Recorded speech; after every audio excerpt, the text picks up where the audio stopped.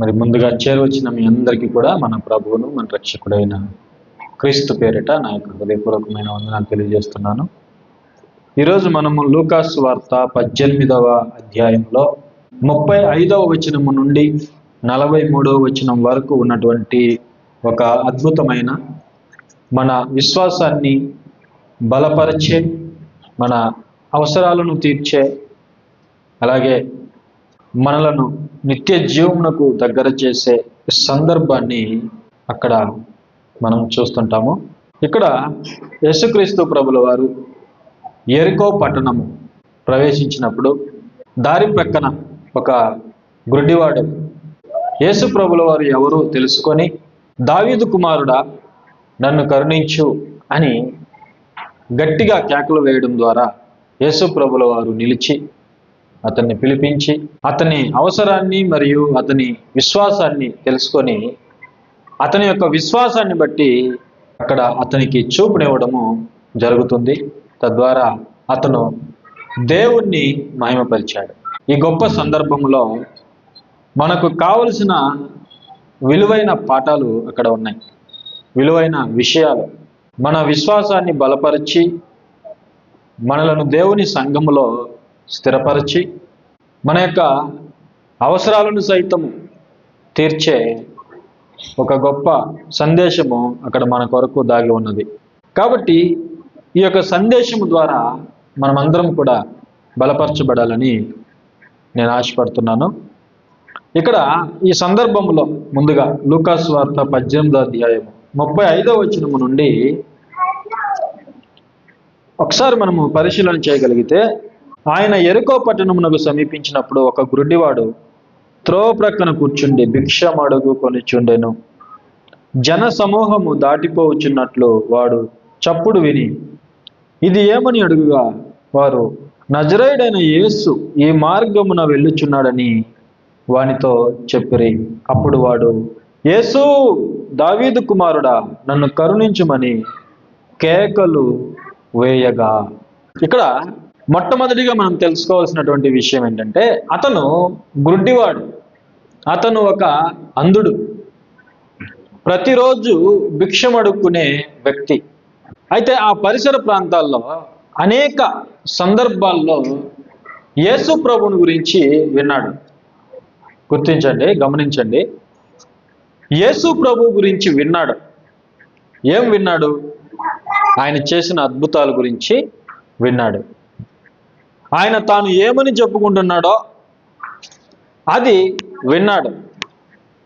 మహత్కార్యాల గురించి విన్నాడు. యేసు ప్రభులు వారు చేస్తున్న ప్రతి దాని గురించి కూడా గతంలో విన్నాడు. మన విశ్వాసం బలపరచబడాలి అని అంటే వినుట ద్వారా విశ్వాసం. రోమా 10:17లో ఉంది, వినుట ద్వారా విశ్వాసము, వినుట క్రీస్తును గూర్చిన మాట వలన కలుగును. చూడండి, వినటం ద్వారా విశ్వాసం కలుగుతుంది. ఇతను ఒక అంధుడు, ఒక గుడ్డివాడు, అయినా కూడా యేసు ప్రభుల వారు చేసినవి విన్నాడే తప్ప గతంలో చూడల. ఎందుకు? అతను ఒక అంధుడు, అతను ఒక గుడ్డివాడు, అతనికి లోకమంతా కూడా చీకటిగా కనిపిస్తుంది. బయట వెలుగులకు అతనికి సంబంధం లేదు, బయట సంతోషాలకు బయట ఆకర్షణలకు అతనికి సంబంధం లేదు. ప్రతిదాన్ని కూడా అతను వింటున్నాడు అంతే, చూడడంలా. అయితే ఇక్కడ అద్భుతమైన సత్యం ఏంటంటే, ఒక అంధుడు యేసు ప్రభు గురించి విని యేసు ఎవరో తెలుసుకున్నాడు. ఏమని సంబోధించాడు? దావీదు కుమారుడా. అంటే యేసు ప్రభులు వారు చేస్తున్న వాటన్నింటిని బట్టి కూడా అతను యేసు ప్రభు గురించి తెలుసుకున్నది ఏంటంటే, ఇతను దావీదు కుమారుడు. ఈ దావీదు కుమారుడు అనేది రాబోయే మెస్సీకు ఒక టైటిల్. అది దావీదు కుమారుడు అంటే మెస్సియా, యూదులకు వాగ్దానం చేయబడినటువంటి మెస్సియా, యూదులకు వాగ్దానం చేయబడినటువంటి రక్షకుడు మెస్సియగా అతను గుర్తించాడు. చూడండి, ఒక అంధుడు యేసు ప్రభు గురించి విని యేసు ఎవరు తెలుసుకున్నప్పుడు, మరి ఈరోజు మన పరిస్థితి ఏంటి చెప్పండి? మనం అంధులం కాదు, మనం చూస్తున్నాం, లోకాన్ని చూస్తున్నాం, వాక్యాన్ని చూస్తున్నాం. యేసు ప్రభు నిజమైన దేవుడు, ఈ సమాజంలో మార్పుకు ఆయనే కారణం ఈరోజు సమాజంలో అనేక మంది మంచివారుగా మారడానికి ఆయనే కారణం అని మనం ఎన్నో సందర్భాలు చూస్తున్నా కూడా మనం ఈరోజు ఆయనను దేవునిగా, రక్షకునిగా అంగీకరించలేని స్థితిలో చాలామంది ఉన్నారు. అవునా కదా? ఆలోచన చేయండి. మనకు చూపు ఉంది, మనం చూస్తున్నాం పరిస్థితుల్ని, అయినా సరే మనం యేసు ప్రభు ఎవరో తెలుసుకోలేని పరిస్థితుల్లో మనము ఉంటున్నాం. ఈరోజు చాలామంది యేసు ప్రభు వారిని ఒక మనిషిగానే చూస్తున్నారు. వాక్యం చదువుతున్నారు కళ్ళతో, ఆయన ఎవరో చదువుకుంటున్నారు కళ్ళతో. ఎన్నో వచనాలు బైబిల్లో ఉన్నాయి, యేసు ప్రభు దేవుడని ఎన్నో వచనాలు ఉన్నాయి, మనకి ఆధారాలు, లిఖితపూర్వకంగా వ్రాయబడినటువంటి ఆధారాలు మనం చూస్తున్నాం, చదువుతున్నాం. అయినా సరే ఆయన్ని ఒక మనిషిగా చూసే కళ్ళున్న అంధులున్నారు ఈరోజు, చూపున్న అంధులున్నారు ఈరోజు సమాజంలో. కేవలం ఆయన్ని మనిషిగానే చూస్తున్న వాళ్ళు, ఇంకా ఆయన్ని మరియ కుమారునిగానే చూస్తున్న వాళ్ళు, ఇంకా ఆయన్ని మనుషులలో ఒకనిగా చూస్తున్న చూపున్న అంధులు ఎంతోమంది ఉన్నారు. అందుకే అలనాడు యేసు ప్రభుల వారు యూదులతో ఏమన్నాడంటే, చూస్తున్నవాడు గుడ్డివాడు కావాలి, గుడ్డివాడు చూస్తారని చెప్పాడు. అంటే యేసు ప్రభు రాకతో ఆయన సమాజం మధ్యలో ఉంటే ఏం జరుగుతుందంటే, నిజమైన గుడ్డోళ్ళు ఎవరో, నిజమైన చూపు కలిగిన వాళ్ళు ఎవరో తెలిసిపోతుంది. యేసు ప్రభు ఉంటేనే మంచోడెవరో చెడ్డోడెవరో తెలిసేది సమాజంలో, అంతేనే కదా? మన ముందు ఒక మంచివాడు ఉంటేనే, మన మధ్యలో ఒక మంచివాడు ఉంటేనే ఆ మంచి వ్యక్తిని బట్టి ఆ చుట్టూ ఉన్న వారిలో మంచి వాళ్ళు ఎవరో చెడ్డ వాళ్ళు ఎవరో తెలిసిపోతుంది. ఎందుకంటే ఒక మంచివానికి సపోర్ట్ చేసే వాళ్ళందరూ కూడా మంచి వాళ్ళ జాబితాలోకి వెళ్ళిపోతారు. ఒక మంచివాడిని ద్వేషించే వాళ్ళు, ఒక మంచివాడిని హింసించే వాళ్ళు, ఒక మంచివాడిని తోలనాడే వాళ్ళు చెడ్డ వాళ్ళ జాబితాలోనికి వెళ్ళిపోతారు. యేసు ఉంటేనే, ఇతను ఒక అంధుడైనా కూడా కేవలం విన్నాడు, చూపు లేదు అతనికి. అందుకే చివరికి రాగానే అతను చూపు పొందాడు. ఏం పొందాడు? చూపును పొందాడు. గుర్తించండి. అంటే అతనికి లేనిది మనకున్నది ఏంటంటే భౌతికమైనటువంటి చూపు మనకుంది. అతను తర్వాత పొందుకున్నాడు, ఓకే. అయితే అంతకు ముందు అతనికి చూపు లేదు, అతను ఒక అంధుడుగా ఉన్నాడు. అయినా సరే గతంలో యేసు ప్రభు గురించి విన్నటువంటి విషయాలను బట్టి, ఈయనే దావీదు కుమారుడు, ఈయనే మెస్సియా, ఈయనే నాకు చూపునివ్వగలడు, ఈయనే నన్ను కరుణించగలడు, ఈయన ద్వారానే నాకు స్వస్థత కలుగుతుందని అతను విశ్వసించాడు. ఈరోజు మనం ప్రభు దగ్గరికి వస్తున్న మనలో ఉండవలసింది ఏంటంటే ఇదే విశ్వాసం ఉండాలి. ఇదే విశ్వాసం. ఒక కళ్ళు లేని వ్యక్తి కానీ యేసు ప్రభుతో కలిసి తిరిగిన 12 మందిలో ఒకడైన ఇస్కరియోతు యూదా దేవుని కుమారుడిగా యేసు ప్రభుని గుర్తించలేకపోయాడు. చూడండి, కలిసి తిరిగాడు, కలిసి ఉన్నాడు, కలిసి విన్నాడు, 12 మందితో కలిసి విన్నాడు, 12 మందితో కలిసి చూశాడు, ప్రభు చేసిన వాటిని కల్లారా చూశాడు. అయినా సరే చివరికి ఏమయ్యాడు? యేసు ప్రభుని దేవుని కుమారుడిగా గుర్తించలేకపోయాడు. డబ్బు పిచ్చిలో పడిపోయాడు, డబ్బు వ్యామోహంలో పడిపోయాడు, డబ్బే లోకం అనుకున్నాడు. దేవుని కుమారుణ్ణి తృణీకరించాడు. రాబోయే గొప్ప ఘనతతో కూడుకున్నటువంటి జీవితాన్ని, ఆ శిష్యత్వాన్ని కోల్పోయాడు. చూడండి, గొప్ప ఆశీర్వాదాన్ని కోల్పోయాడు. ఈరోజు మనం ఏం నేర్చుకోవాలంటే, ఒక అంధుడే యేసు ప్రభుని గుర్తించగలిగినప్పుడు మరి భౌతికమైన చూపు కలిగిన మనం, చదువుకున్నటువంటి మనం ఇంకెంతగా యేసు ప్రభుని తెలుసుకొని ఆయన్ని వెంబడించాలి చెప్పండి. కాబట్టి యేసు ప్రభు ఎవరో మనము తెలుసుకోవాలి. ఆయన ఎవరు? ఆయన దేవుని కుమారుడై ఉన్నాడు, అంటే దేవుడై ఉన్నాడు. ఆ విశ్వాసంతో ఇక్కడికి మనం రావాలి. చూడండి, రెండవ విషయాన్ని మనం చూడగలిగితే, అతను ఎప్పుడైతే దావీదు కుమారుడని కేకలు వేశాడో, దావీదు కుమారుడు నన్ను కరుణించు అని ఎప్పుడైతే కేకలు వేశాడో, అక్కడ ఉన్న జన సమూహము ఏం చేశారో చూడండి. అప్పుడు వాడు యేసు దావీదు కుమారుడు నన్ను కరుణించమని కేకలు వేయగా, ఊరకుండుమని ముందర నడుచుచుండిన వారు వానిని గద్దించిరి. ముందర నడుస్తున్న వాళ్ళు ఏమంటున్నారట? గద్దించారు. ఊరుకుండు, నువ్వు అరవద్దు, నువ్వు కేకలు వేయొద్దు, గద్దించారట.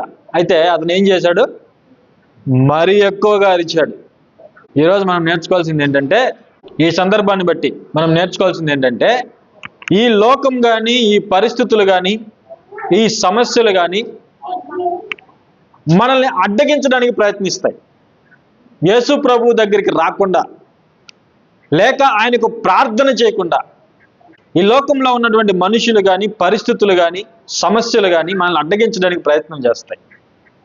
ఇక్కడ ఆ వ్యక్తిని వాళ్ళు అడ్డగించారు. అతన్ని ఆశీర్వాదం పొందకుండా, అతన్ని చూపు పొందకుండా, అతన్ని దేవుని దగ్గరికి రానివ్వకుండా అతన్ని ఆపడానికి ప్రయత్నం చేశారు. చూడండి, ఈరోజు మనల్ని చాలామంది ఆపడానికి ప్రయత్నం చేస్తారు. కుటుంబంలో ఆపడానికి ప్రయత్నం చేస్తారు. ఎక్కడికి నువ్వు వెళ్ళేది? చర్చికా అంటారు. అవునా కదా? అంటారు. ఎక్కడికి నువ్వు వెళ్ళేది? దేవుడి దగ్గరికా? వెళ్ళకూడదు, ప్రయత్నం చేస్తారు. అయితే మనం ఏం చేయాలి? ఈ అంధుడు చేసినట్లుగా మనం చేయాలి. మనకి సమస్య ఎదురవుతున్నప్పుడు, సమస్య బలంగా మన మీదకి వస్తున్నప్పుడు మనము బలంగా దేవుని దగ్గరికి రావడానికి ప్రయత్నం చేయాలి. గుర్తుపెట్టుకోండి, యేసు ప్రభు తన శిష్యులతో కూడా సముద్రంలో వెళ్తున్నప్పుడు పడవలో సముద్రం ఉప్పొంగింది, తుఫాను చెలరేగింది. యేసు ప్రభుల వారు గాఢ నిద్రలో ఉన్నారు. అప్పుడు శిష్యులు ప్రాణభయంతో ఎవరి దగ్గరికి వెళ్ళారు? దారులు ఎత్తుక్కోలేదు, యేసు ప్రభుని లేపారు. సమస్య పెద్దది. అక్కడ తుఫాను చెలరేగింది, సముద్రం ఉప్పొంగింది, ప్రాణం మీదకి వచ్చింది సమస్య ప్రాణం మీదకి వచ్చినప్పుడు వాళ్ళు ప్రభు దగ్గరికి వెళ్ళారు. ప్రభువా, కరుణించు, లే, మమ్మల్ని రక్షించు. చూడండి, మనకి చదువు సరిగా రాలేదనుకోండి, చదువులో వెనకబడిపోతుంటే ఫ్రెండ్స్ అందరూ ఏమంటారంటే, రే నువ్వు చదవలేవు కానీ నువ్వు మానేయరా అంటారు. నువ్వు స్కూల్ మానేయి, కాలేజ్ మానేయి, నువ్వు చదవలేవు అంటారు. అవునా కదా? అంటారు. అదే వ్యక్తి, అదే వెనకబడిన వాడు ప్రార్థన చేస్తే దేవుడు ఏం చేస్తాడు తెలుసా? దేవుడు సహాయం చేస్తాడు. దేవుని దగ్గరికి వస్తే దేవుడు సహాయం చేస్తాడు. మనుషులు వదిలేయి, ఆపేయి, నీ చేత కాదు, నువ్వు చేయలేవంటారు. అదే వ్యక్తి దేవుని దగ్గరికి వచ్చినప్పుడు వారి మాటలను అధిగమించుకొని దూసుకొని రావాలి దేవుని దగ్గరికి. ఆ సమస్యల మధ్యలో మనం దేవుని దగ్గరికి రావాలి. అప్పుడే ఇతన్ని అక్కడ ఉన్న జనసమూహాలు ఊరుకుండు అని గద్దించారు, సీరియస్గా గద్దించారు. అయితే అతను ఏం చేశాడు?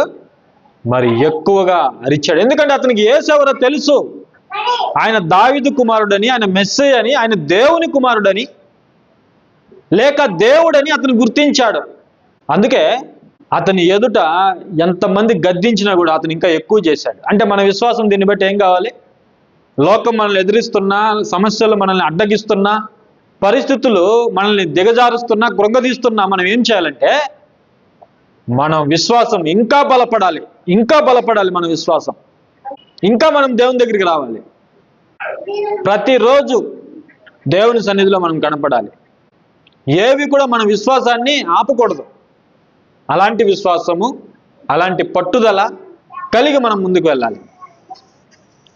అతను మరి ఎక్కువగా కేకలు వేశాడు. మూడవదిగా మనం చూస్తే యేసు ప్రభుల వారు ఎప్పుడైతే అతను మరి గట్టిగా కేకలు వేయడం చూశాడో, విన్నాడో, అప్పుడు ప్రభు అక్కడ ఆగాడు. మనం ఇక్కడ తెలుసుకోవాల్సిన విషయం ఏంటంటే, యేసు ప్రభుల వారు మన స్వరాన్ని వినే దేవుడు. ఆయన మన స్వరం మాత్రమే వింటాడు. మన పరిస్థితులు ఆయనకు అవసరం లేదు. నువ్వు గ్రుడ్డివాడివా, నువ్వు చూపు కలిగిన వాడువా, నువ్వు ధనవంతుడువా, నీవు పేదవాడివా, నీ కులము, నీ మతము, నీ జాతి, నీ చదువు, నీ ధనము, ఇవన్నీ చూసేవాడు కాదు యేసు ప్రభుల వారు. ఆయన చూసేది నీ స్వరం. నీ స్వరం ఆయనకు వినబడుతుందా లేదా? ఆయన వినేవాడు. ఎక్కడ నుండి ప్రార్థన చేసినా కూడా ఆయన వింటాడు. ఇతని చుట్టూ ఎవరున్నారు? ఈ అంధుని చుట్టూ ఎవరున్నారు? జన సమూహాలు ఉన్నాయి. ఆ జన సందోహములో నుండి కేక వేశాడు, గట్టిగా అరిచాడు యేసు ప్రభువుని. యేసు దావీదు కుమారుడా, నన్ను కరుణించు అని గట్టిగా కేక వేశాడు.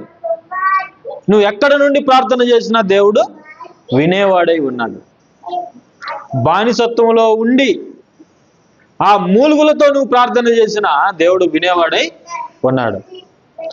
నీవు సముద్ర గర్భంలో నుండి ప్రార్థన చేసినా ఆయన వినేవాడై ఉన్నాడు. యోనా చేప కడుపులో నుంచి ప్రార్థన చేశాడు. అవునా కదా? నీ చుట్టూ జనం ఉన్నా సరే ఆ జనం మధ్యలో నువ్వు ప్రార్థన చేసినా దేవుడు వినేవాడై ఉన్నాడు. నీవు లోతైన ప్రదేశంలో నుండి ప్రార్థన చేసినా వింటాడు. నువ్వు ఎక్కడ నుండి ప్రార్థన చేసినా ఆయన నీకు జవాబు ఇస్తాడు. ఆయన నీ స్వరాన్ని వినేవాడై ఉన్నాడు. నీ స్వరాన్ని వినేవాడై ఉన్నాడు. అలాగే ఆయన నీ స్థితిని మార్చేవాడై ఉన్నాడు. మనం ఏదైనా సమస్యల్లో చిక్కుకున్నప్పుడు మనకు సలహాలు ఇచ్చేవాళ్ళు చాలామంది ఉంటారు. అయితే మన స్థితి మార్చేవాళ్ళు ఎంతమంది ఉంటారు చెప్పండి? మన సమస్య తెలుసుకొని మన స్థితి మార్చేవారు ఎంతమంది ఉంటారు? మనకు సలహాలు ఇచ్చేవాళ్ళు చాలామంది ఉంటారు. అయితే మన స్థితి మార్చేవాడు యేసుక్రీస్తు ప్రభు. ఆయన కేవలం మన స్వరాన్ని మాత్రం వినేవాడు కాదు. మనం సమస్యలో ఉన్నప్పుడు మన సమస్యలు చాలామంది వింటారు, విని సలహాలు ఇచ్చి వెళ్ళిపోతారు. లేక కొంతమంది సలహాలు కూడా ఎవరు అయ్యో పాపం అంటారు. అయితే మనం యేసు ప్రభు దగ్గరికి వచ్చినప్పుడు, ఆయన సన్నిధిలో మనం ప్రార్థన చేసినప్పుడు, ఆయన మన ప్రార్థన వినేవాడు మాత్రమే కాదు, మన స్వరాన్ని వినేవాడు మాత్రమే కాదు, లేక మన సమస్యను కేవలం వినేవాడు మాత్రమే కాదు, ఆయన దాన్ని పట్టించుకునేవాడై ఉన్నాడు, దాన్ని మార్చేవాడై ఉన్నాడు. ఇక్కడ అతని జీవితంలో అదే జరిగింది. అతను ఎప్పుడు మరి గట్టిగా ప్రార్థన చేసినప్పుడు యేసు ప్రభుల వారు ఆ జన సందోహములో నుండి అతని స్వరాన్ని విన్నాడు. అంటే ఆయనకి ఎవరైతే ప్రార్థన చేస్తున్నారో వారి మీదే ఆయన దృష్టి, చుట్టూ ఉన్నవారి గురించి కాదు.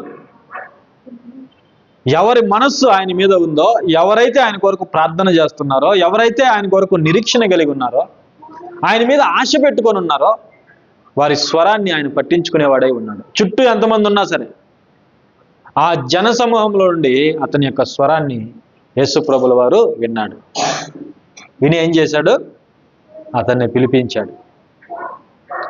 ఏ జనమైతే అతన్ని అడ్డుకున్నారో వారి చేత నుండే యేసు ప్రభుల వారు అతన్ని పిలిపించాడు. అడ్డగించిన వాళ్ళు ఇప్పుడు ఏం చేస్తున్నారు? అతన్ని గౌరవపూర్వకంగా తీసుకొని వస్తున్నారు యేసు ప్రభు దగ్గరికి. అవునా కదా? ఆలోచన చేయండి. మనల్ని తక్కువగా ఎవరైతే చూస్తారో, వినండి, ఎవరైతే మనల్ని తక్కువగా చూస్తారో, మనం దేవునికి మొరపెట్టినప్పుడు, దేవుని దగ్గరికి మనం వచ్చినప్పుడు, దేవుని మీద ఆశ పెట్టుకున్నప్పుడు, అదే జనాల మధ్య దేవుడు నిన్ను హెచ్చిస్తాడు. గుర్తుపెట్టుకోండి. హన్నాని భలే ఇబ్బంది పెట్టింది పెనిన్నా, కోపాన్ని కలిగించింది. హన్న తల్లి ఏం చేసింది? సైలెంట్గా దేవుని దగ్గరికి వచ్చింది. మనం ఏం చేయాలి? దేవుని దగ్గరికి రావాలి. వెంటనే ఏం చేశాడు? హన్నా తల్లికి దేవుడు బిడ్డని ఇచ్చాడు. మొదట సమూయేలుని ఇచ్చాడు, తర్వాత ఇంకా బిడ్డల్ని అనుగ్రహించాడు. తద్వారా శత్రువు ముందే దేవుడు ఏం చేశాడు? హన్నా తల్లి యొక్క తలని ఎత్తాడు, గౌరవించాడు. చూడండి, ఎవరైతే ఇక్కడ అడ్డుకున్నారో వారే ఇప్పుడు ఆ వ్యక్తిని గౌరవంగా తీసుకొని వచ్చి యేసుప్రభు దగ్గర నిలబెడుతున్నారు. ఎంత గొప్ప సంగతి చూడండి, ఆలోచన చేయండి. సంఘంలో నిన్ను ఎవరైనా తక్కువగా చూస్తే, ఈరోజు సంఘాల్లో చాలా మంది అలాగే తక్కువగా చూస్తూ ఉంటారు. ధనాన్ని బట్టి వాళ్ళ పరిస్థితులను అంచనా వేస్తారు. మొదట ఏంటి, సేవకులు కూడా సంఘాన్ని పరిశీలన చేసి వీళ్ళకి విశ్వాసం అవసరం లేదు, వస్తున్న వారికి విశ్వాసం ఉందా లేదా అది అవసరం లేదు, వాళ్ళు ఎలాంటి పరిస్థితుల్లో ఉన్నారు అది అవసరం లేదు, వీళ్ళకి ఏం కావాలి, వీళ్ళు ఎలాంటి వాళ్ళు, వీళ్ళు చేసే ఉద్యోగం ఏంటి, వీళ్ళ చదువు ఏంటి, వీళ్ళ పరిస్థితి ఎలా ఉంది, పేదవాళ్ళ ధనికుల, అధికారుల లేదా సామాన్యుల తెలుసుకొని ట్రీట్ చేస్తారు. చూడండి, వాక్యం పట్టుకున్న వాళ్ళు కూడా, వాక్యం బోధించే వాళ్ళు కూడా అతను పేదవాడని తెలిస్తే ఇక కేవలంగా మాట్లాడడం, తక్కువగా మాట్లాడడం, రెస్పెక్ట్ లేకుండా మాట్లాడడం చేస్తారా? చేయడం లేదు. ఈరోజు చేస్తున్నారు.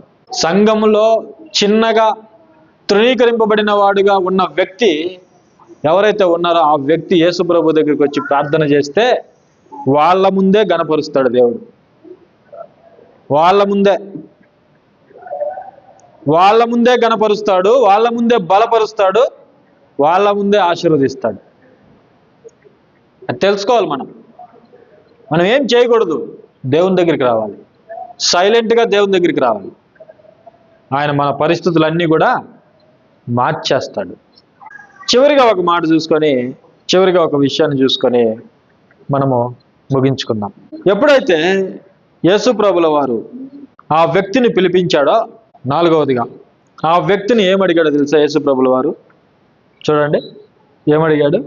నీకేం కావాలని అడిగాడు. అవునా కదా?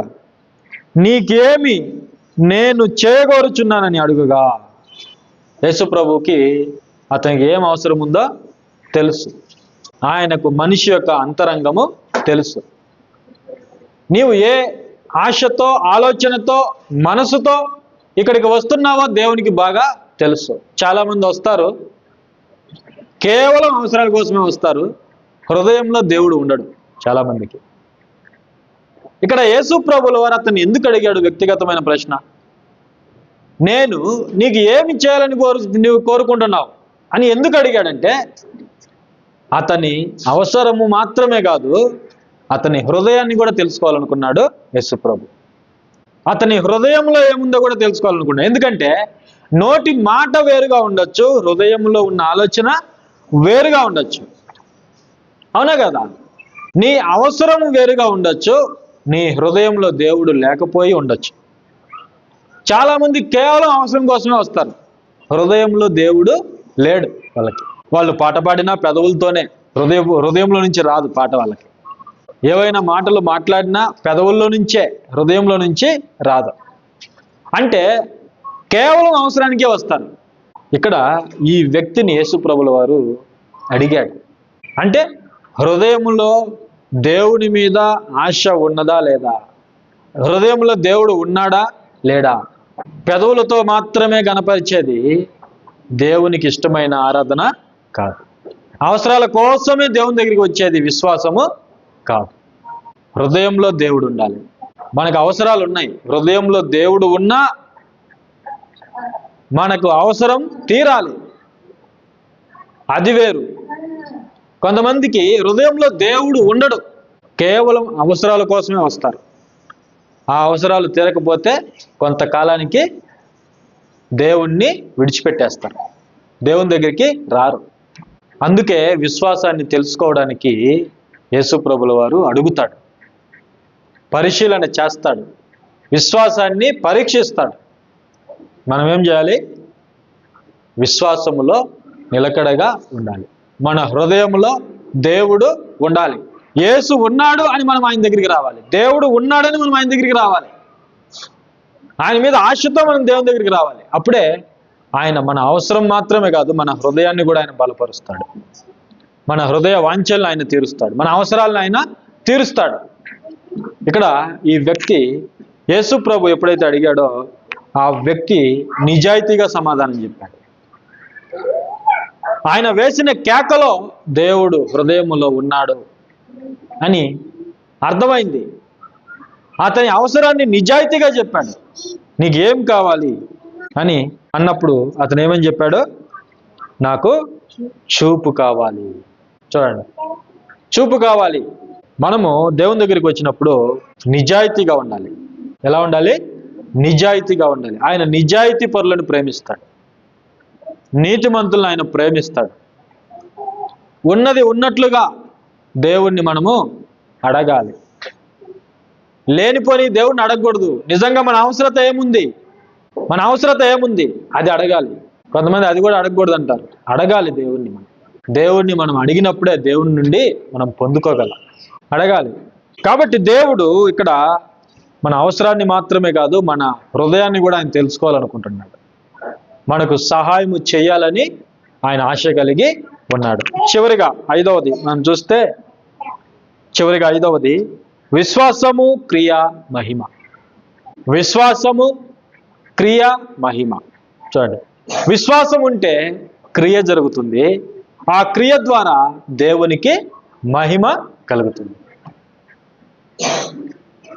చివరికి రాగానే ఆ వ్యక్తి అంధుడు చూపు పొందుకున్నాడు. ఎలా చూపు పొందుకున్నాడు? 41వ వచనం చూడండి. వాడు దగ్గరికి వచ్చినప్పుడు ఆయన, నేను నీకేమి చేయగోరుచున్నానని అడుగుగా వాడు, ప్రభువా చూపు పొందగోరుచున్నాను అనేను. ఈ మాట చెప్తున్నప్పుడు అతని హృదయంలో ఏముంది? విశ్వాసం ఉంది. యేసు ప్రభు రెంటిని చూశాడు, అతని అవసరాన్ని చూశాడు, తర్వాత అతని హృదయంలో ఉన్న విశ్వాసాన్ని కూడా చూశాడు. మన హృదయంలో విశ్వాసాన్ని దేవుడు చూస్తాడు. నువ్వు ఇక్కడ అవసరంతో వస్తున్నావు, ఓకే, బాగానే ఉంది. అయితే ఆ అవసరం తీరాలంటే, దేవుని దగ్గర నుంచి నీకు సహాయం రావాలంటే నీ హృదయంలో ఏముండాలి? ఆ దేవుని పైన విశ్వాసం ఉండాలి. గుర్తించండి, విశ్వాసం ఉండాలి. అతను అవసరాన్ని చెప్పాడు, చెబుతున్నప్పుడు యేసు ప్రభుల వారు అతని హృదయంలో ఉన్న విశ్వాసాన్ని చూశాడు. అందుకే ప్రభు ఏమన్నాడు చూడండి, వాడు, ప్రభువా చూపు పొందగోరుచున్నాను నేను. యేసు, చూపు పొందుము, నీ విశ్వాసం, చూడండి, నీ విశ్వాసము నిన్ను స్వస్థపరిచెనని వానితో చెప్పాను. విశ్వాసం ఉంటే ఏం జరుగుతుంది? క్రియ. విశ్వాసం ఉంటే ఏం జరుగుతుంది? అద్భుతం. మన జీవితంలో అద్భుతం, మన కుటుంబంలో అద్భుతం. విశ్వాసం ఉంటే, విశ్వాసం ఉంటే మన సంఘంలో అద్భుతం. విశ్వాసి ఎక్కడ ఉంటే అక్కడ అద్భుతం. చూడండి, విశ్వాసానికి సాక్ష్యాలు ఏంటి? క్రియ. క్రియలు లేని విశ్వాసము మృతం. మనలో విశ్వాసం ఉంటే, విశ్వాసంతో మనం ఇక్కడికి వస్తే, విశ్వాసంతో మనం ప్రార్థన చేస్తే, పరిస్థితులకు భయపడకుండా పరిస్థితులను ఎదిరించి సమస్యలను అధిగమించి మనం ఇక్కడికి వచ్చినప్పుడు, దేవుని దగ్గరికి వచ్చినప్పుడు, దేవుని సన్నిధిలో మనం పదే పదే కనిపించినప్పుడు, మన స్వరాన్ని ప్రార్థనాపూర్వకంగా ఆయనకి మనం వినిపించినప్పుడు ఆయన ఏం చేస్తాడు? మన విశ్వాసాన్ని బట్టి ఆయన క్రియ చేస్తాడు. గట్టిగా అరిచాడు యేసుప్రభు గురించి, కేకలు వేశాడు. విశ్వాసంతో వేసినటువంటి కేక అది, విశ్వాసంతో అరిచినటువంటి అరుపు అది. యేసుప్రభులు అంటున్నారు, నీ విశ్వాసము నిన్ను స్వస్థపరిచెను. అద్భుతం జరిగింది అక్కడ, క్రియ జరిగింది అక్కడ. ఆ క్రియ ద్వారా ఏం జరిగింది? వెంటనే వాడు చూపు పొంది దేవుని మహిమపరచుచు ఆయనను వెంబడించెను. ప్రజలందరూ అది చూచి దేవునికి స్తోత్రము చేసిరి. చూడండి, అతను దేవుణ్ణి మహిమపరిచాడు. విశ్వాసం ఉంటే చివరికి దేవునికి మహిమ తీసుకొని రావడానికే ఆ విశ్వాసము దారితీస్తుంది. దేవునికి మహిమ కలుగుతుంది. అంటే మనలో విశ్వాసం ఉంటే దేవుడు మనకు అద్భుతం చేస్తాడు, మనకి సహాయం చేస్తాడు. ఆ సహాయం ద్వారా మనం ఏం చేస్తాం? దేవుణ్ణి మహిమపరుస్తాం. పరుస్తామా లేదా? దేవుణ్ణి మహిమపరుస్తాం. చూడండి, మన కుటుంబం అంతా దేవుని దగ్గరికి వస్తారు. మనకు అద్భుతం జరిగితే మన కుటుంబంలో ఉన్న వారందరూ దాన్ని నమ్మి దేవుని దగ్గరికి వస్తారు. దేవునికి మహిమ పెరుగుతుంది. అవునా కదా? శతాధిపతి కుటుంబం అంతా రక్షింపబడింది. దేవునికి మహిమ పెరిగిందా లేదా? కొర్నేలి కుటుంబం రక్షింపబడింది. దేవునికి మహిమ పెరిగిందా లేదా? కలిగిందా లేదా? కలిగింది. చూడండి, విశ్వాసం ఉంటే ఎంత క్రియ జరుగుతుందో చూడండి. విశ్వాసము దేవునికి మహిమ తెస్తుంది, మన అవసరాలు తీరుస్తుంది, మన సమస్యలు తీరుస్తుంది, దేవునికి మహిమను తెస్తుంది. దాన్ని చూసిన ప్రజలందరూ కూడా దేవుణ్ణి స్తుతిస్తారు, దేవుణ్ణి కొనియాడతారు. దీని అంతటికి కారణం ఏంటి చెప్పండి? విశ్వాసము, విశ్వాసము, విశ్వాసం. మన హృదయంలో కొండంత విశ్వాసంతో మనం ఇక్కడికి రావాలి. ఆవగింజతో ప్రారంభమైన మన విశ్వాసము, ఆ ఆవగింజ వృక్షము ఎంత గొప్పగా పెరుగుతుందో అంత గొప్పగా మన విశ్వాసం కూడా దినదినము అభివృద్ధి కావాలి. దినదినము. బిడ్డను, నాకు బిడ్డ కావాలి, నాకు వారసుడు కావాలి అని కోరుకున్న అబ్రహాము యొక్క విశ్వాసము ఎంతవరకు వెళ్ళిందంటే అదే బిడ్డని బలిచ్చేంతవరకు వెళ్ళింది. ఎంత గొప్పగా అబ్రహాం గారి విశ్వాసము పెరిగిందో ఒకసారి మీరు ఆలోచించండి. మన విశ్వాసం కూడా ఆ స్థాయికి వెళ్ళాలి. అప్పుడే దేవుడు మనతో ఉండి మనలను నడిపిస్తాడు. మన జీవితంలో కార్యాలు జరుగుతాయి. మన ద్వారా దేవుడు మహిమపరచబడతాడు. అనేకులు సంఘంలోనికి రావడానికి ఆ విశ్వాసము తోడ్పడుతుంది.